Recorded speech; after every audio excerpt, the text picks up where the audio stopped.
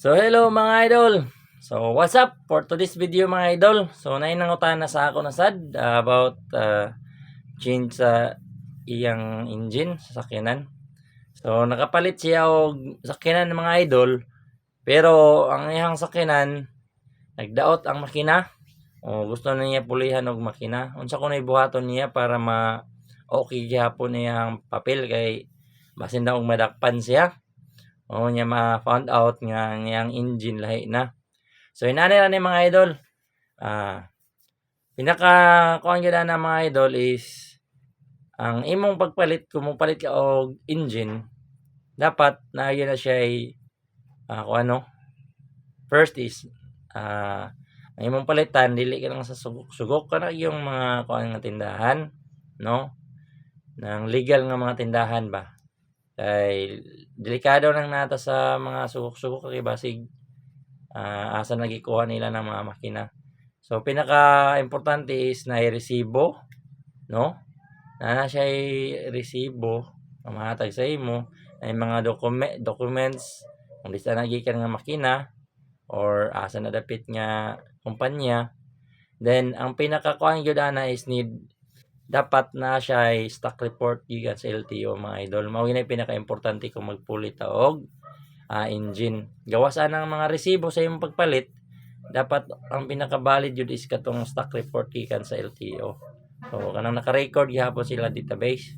Then of course ORCR sa sakyanan ang dati nimo, okay mao man gamiton nimo.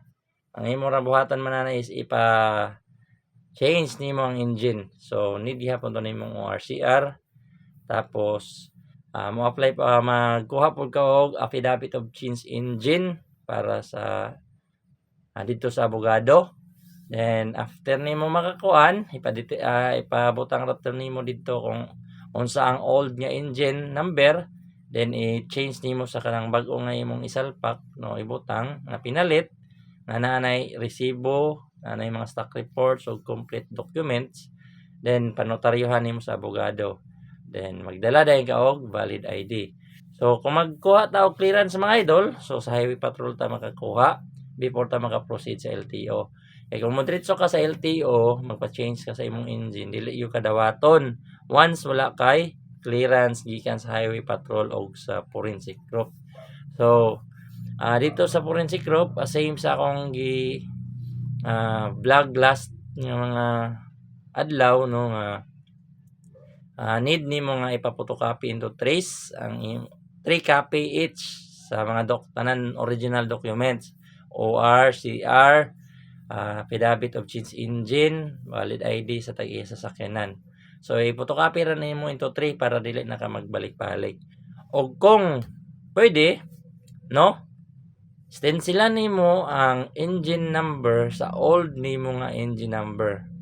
Imo na siyang dalhon, upat ka kopya. Stencilan po nimo ang engine sa new engine. Kay para dili na ka madugay. Makapnanay mo present kay mao nay pangitaon sa forensic group para mahimo ang kag result kung i-determine man nila whether ang imong sakyanan okay ba siya, wala ba yung mga sign of tampering. So maura na siya mga idol. Once nga ma-okay na siya ang old ug ang new engine nimo, so diha ra marilisan ka og clearance. And after madawat imong clearance mga idol, so ready na ka to process sa LTO. Then after na ma-indicate na na sa imo kay print man na ang bag-o nimo nga OR, apil ng CR, no? Ma-indicate na dito ang bag-o nga engine. So para sa next nimo nga mga biyahe, dili na ka ma-question. So thanks for watching my idol. I hope nakatabang ang akong gamay nga information. Bye-bye!